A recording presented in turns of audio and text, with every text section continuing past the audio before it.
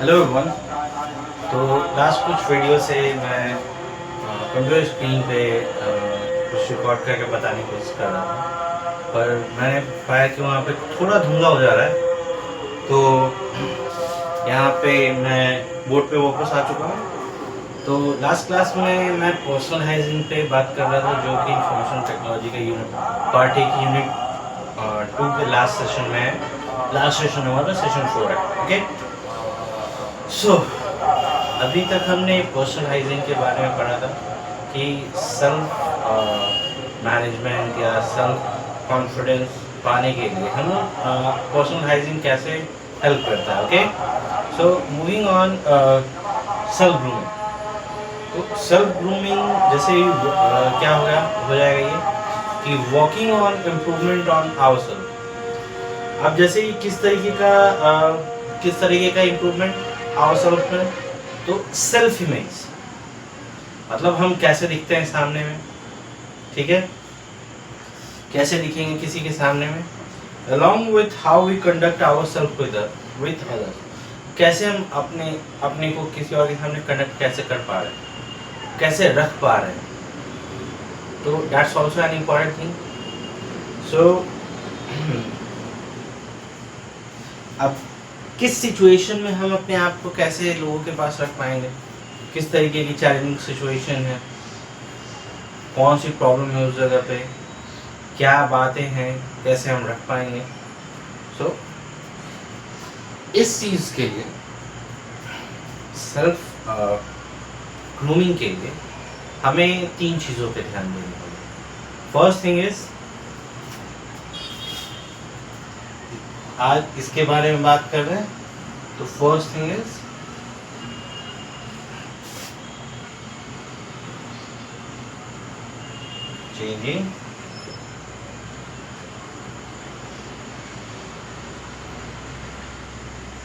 changing self image। second is what is that?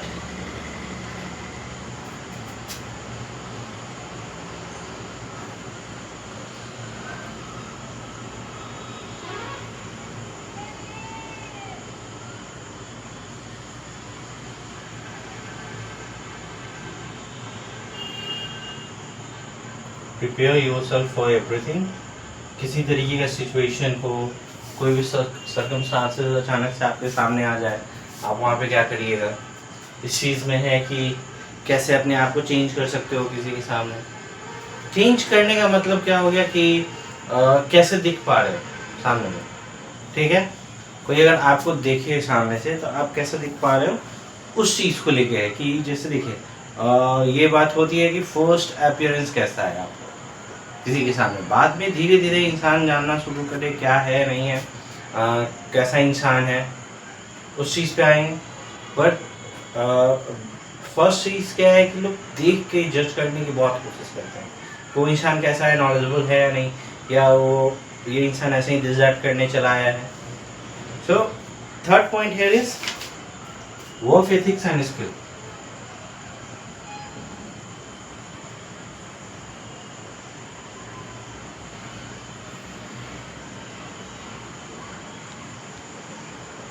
ठीक है, इन 3 चीज़ों पे हमें ध्यान देना पड़ेगा सेल्फ ग्रूमिंग। तो first thing is changing self image.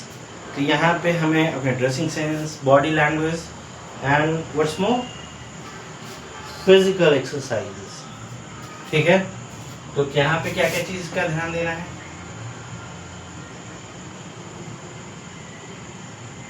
Dressing sense, क्या आप पहन रहे हो नहीं पहन रहे हो, ठीक है। And second thing is body language, how you are behaving और how you are acting at a place. ये चीज़ पे भी ध्यान लोग देते हैं।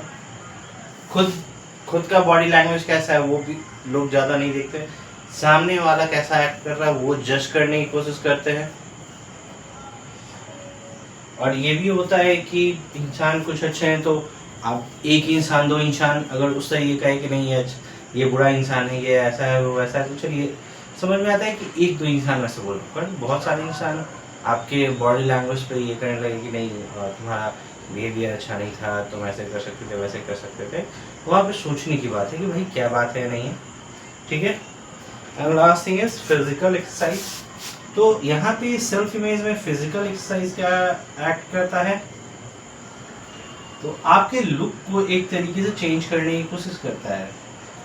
लाइक हम अपने पे बात आते हैं, जैसे फेस थोड़ा सा मोटा दिख रहा होगा, ये सही। अगर आप मेरे फेसबुक प्रोफाइल पे जाए तो आज से 7-8-9-10 साल पहले या 8 साल कोविड से जस्ट पहले की मेरी अगर सोशल मीडिया प्रोफाइल पे अगर देखें तो हो सकता है कि बीच में मैं मोटा दिख रहा हूँ, लेकिन फिर वापस अराउंड 2019 के आसपास आते आते वापस मैं पतला हो गया। कोविड में घर बैठे बैठे, कोविड था, कहीं आना जाना नहीं, घर पे रहो, रिस्ट्रिक्शन, थोड़े से मोटे हो गए। तो फिजिकल एक्सरसाइज भी क्या है कि आप कैसे दिख रहे हैं, आपका अपीयरेंस कैसा है, उस चीज़ पे वो चीज़ चेंजेस लाता है। तो also focus on the physical exercises. साथ में क्या है कि ये हमारे बॉडी को स्ट्रेंथन या टोन होने में, जैसे मैंने क्या बोला कि थोड़ा सा पतला, थोड़ा अच्छा दिखता था पहले कोविड से जस्ट पहले। अगर मैं 2019 की अगर बात करूँ तो उस वक्त स्टेमिना इतना था कि एक बार में पर डे का हम लोग का रनिंग का ये था कि एटलीस्ट इवनिंग को रनिंग के लिए लगभग 10 से 15 अराउंड फिक्स था कि 10 किलोमीटर दौड़ना है, and that goes up to 13-14 kilometre, 15 kilometre तक चला जाता था। तो वो एक स्ट्रेंथ था, स्टेमिना थी। उसके बाद कुछ एक्सरसाइजेस भी कर लिए तो एक स्ट्रेंथ बन गया बॉडी के अंदर। ये भी एक तरीके से आपकी सेल्फ इमेज को चेंज करने में हेल्प करता है।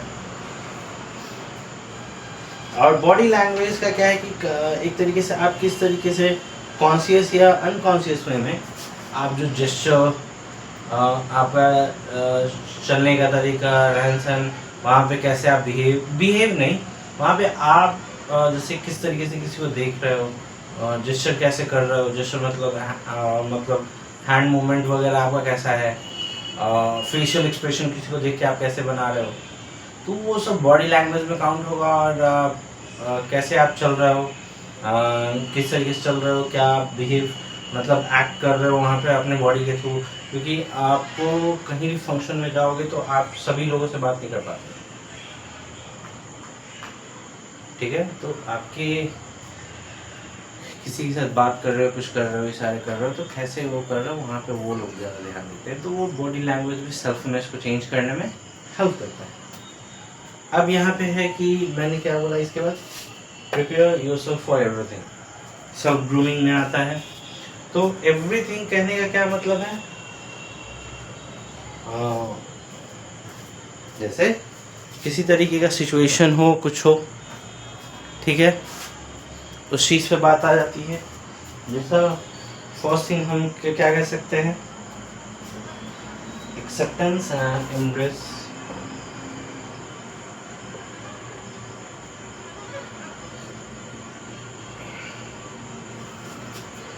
And second thing is embrace graceful.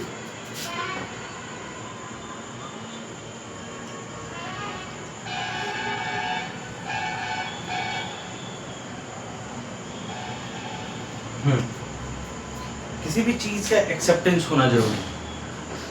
आप सक्सेस हो रहे हो, फेलियर पे जा रहे हो, क्या हो रहा है आपके लाइफ में, तो उस चीज़ का एक्सेप्टेंस होना बहुत ज़रूरी है लाइफ के अंदर।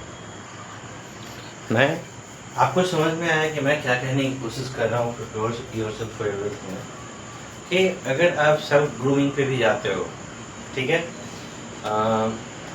कुछ भी वो सेल्फ ग्रूमिंग पे गए तो ठीक है, तो हो सकता है कि जो आप जैसे अगर एक्सरसाइज करना चाह रहे हो, लीन बॉडी चाह रहे हो, अराउंड 100 kg वेट से आप आपके बॉडी मास इंडेक्स के अनुसार जो वेट होना चाहिए उस पर आप आना चाहते हो, तो हो सकता है कि कुछ पोर्शन जैसे डाइट्स और स्पेसिफिक एक्सरसाइज और स्लीप साइकिल वगैरह के थ्रू कोई जल्दी से अचीव कर लें।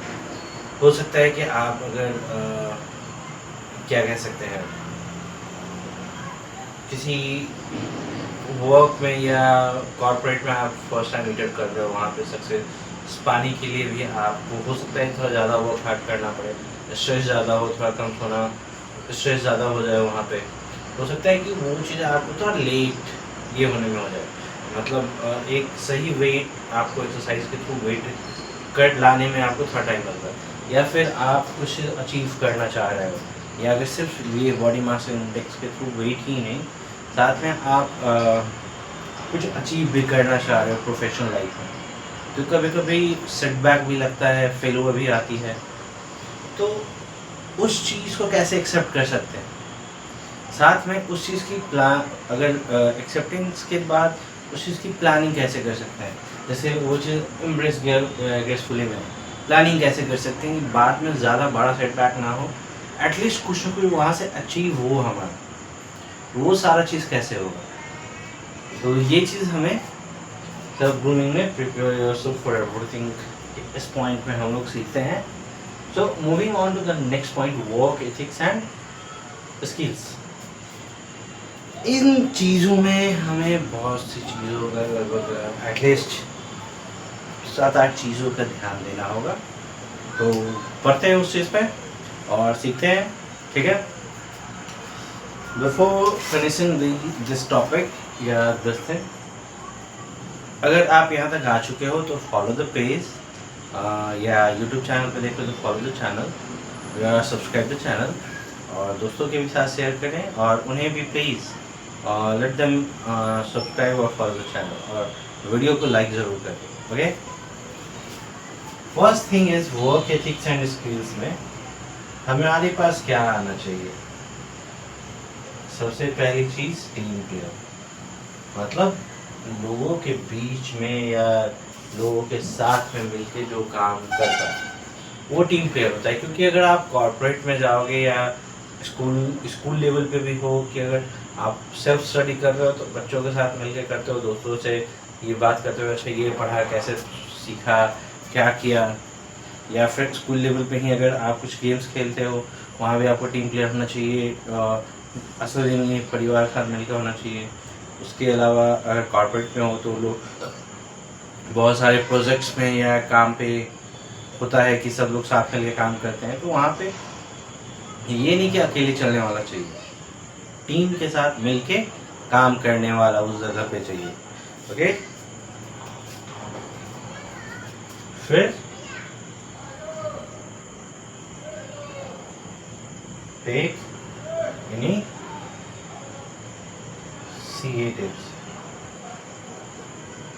तो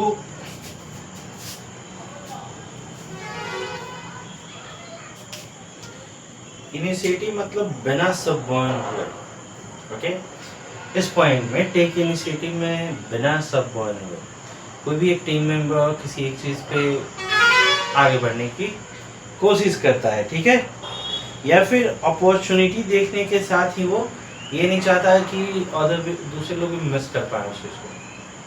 अगर आप टीम प्लेयर हो या फिर अकेले भी हो, कुछ काम कर रहे हो तो इनिशिएट कर रहे हो कि ठीक है मेरा बॉडी वेट अराउंड 100 हो गया, इसे कम करना, तो ये नहीं कि कल चल शुरू करते हैं अभी से, ठीक है। अभी शुरू करने से मतलब क्या है कि डाइट पे थोड़ा सा ध्यान दे लेंगे, ठीक है, क्योंकि शुरुआत है। साथ में अगर डाइट पे ध्यान दे लेते हैं, वो डाइट पे थोड़ा ध्यान अगर दे ले रहे हैं तो अभी से क्या कर रहे हैं, स्ट्रेस कम अपना कर सकते हैं। स्ट्रेस कम कैसे कर सकते हैं, या फिर अच्छे सो सकते हैं, या रात में ज़्यादा देर फ़ोन यूज़ करने की जगह पर उसे अलग रख सकते हैं। पढ़ने के टाइम जैसे पढ़ाई आइदर विद द फोन और विद द बुक, मैं तो ये कहूँगा कि फ़ोन पर जो भी चीज़ आप देख रहे हो उसे एटलीस्ट बुक में रीडिंग डाल कर पढ़ने की जरूर कोशिश करो उस टॉपिक को, तो that will help you a lot. तो यहाँ पे एटलीस्ट इनिशिएट तो करो उस चीज़ को। जैसे आप पढ़ाई कर रहे हो, फ़ोन पे आपने ये टॉपिक समझ लिया सेल्फ ग्रूमिंग के बारे में, तो एटलीस्ट बुक ओपन करो, उसे पढ़ने की कोशिश करो, ठीक है सर ने पढ़ाया तो और भी क्या पॉइंट्स मिसिंग है, ठीक है। या अगर आप बुक पढ़ोगे तो व्हाट विल हेल्प यू कि आप जब आंसर राइटिंग करोगे वहाँ भी बहुत सारे वर्ड्स आपके दिमाग में आते जाए। मैं तो आपको समझा दिया, आप टॉपिक भी समझ गए, और करेक्ट आंसर के लिए वर्ड उतना कहाँ से आएगा आपके पास। So for that you have to study the book, okay, and you have to read the book and understand the book, every point of the book, तो that will help you write the answers. That will let you stand in the middle of everyone and answer every question which is asked within that place. या कहीं भी दुनिया में अगर कोई question पूछा जा रहा है, आप बुक रीडिंग की हैबिट है, तो आपके पास कुछ तो नॉलेज हो, आप कोट कर सकते हो कि इस बुक का इस पॉइंट से ये चीज़ है। कोई बोले कि नहीं वो गलत लिखा हुआ है, आप जिस पे कोट कर रहे हो तो वो गलत, तो आप पॉइंट आउट तो कर सकते हो कि this is the quote from this book, I have study from that book, ठीक है। And you can also tell the writer name कि who has written that book if you are having habit of reading the book. तो initiate तो करना पड़ेगा, ठीक है। अच्छा, इसके बाद accountability.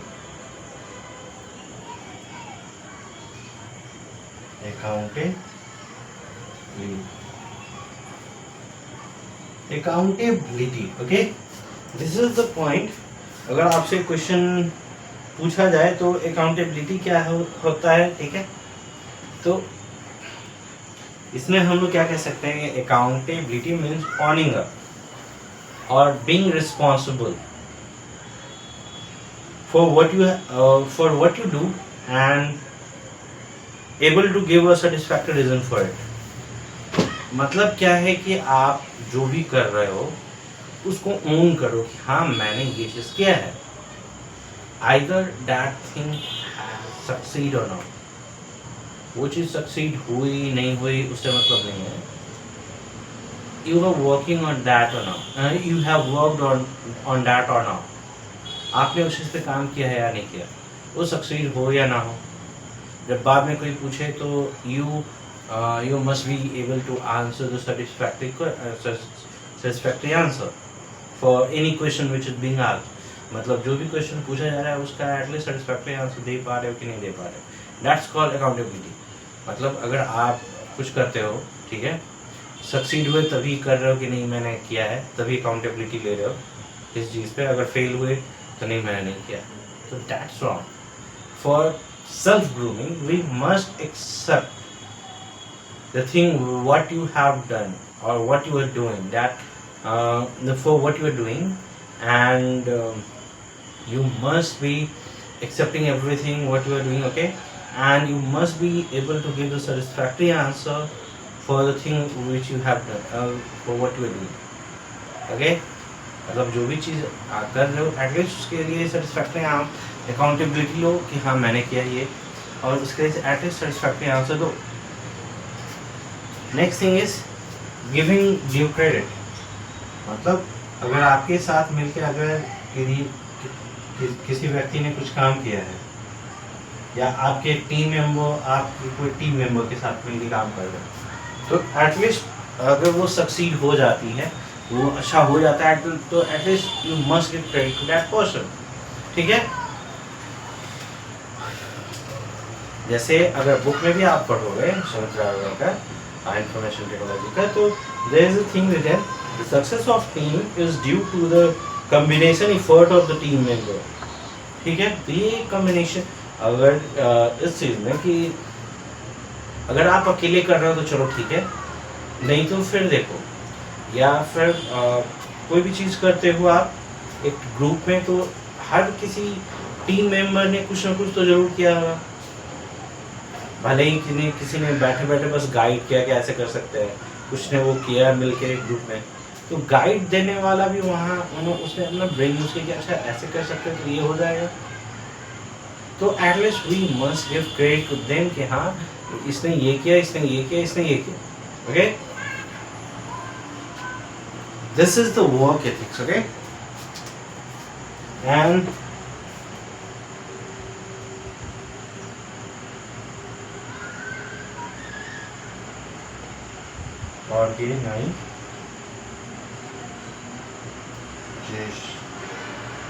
organization, okay, we'll come to the organization skill। यहाँ पे क्या हम कह सकते हैं,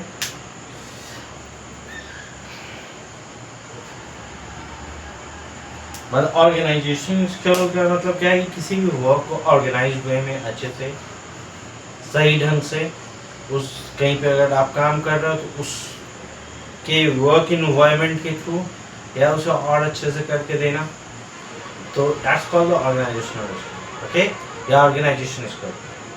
फिर next point is dependability.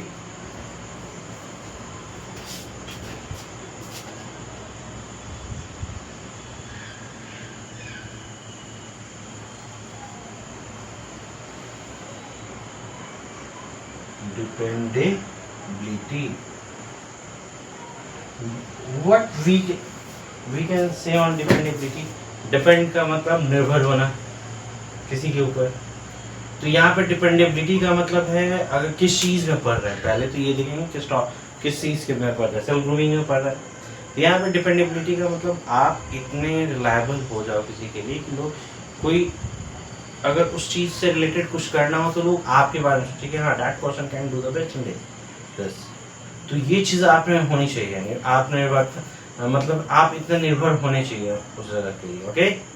So next point of this is clean work environment. You must keep clean.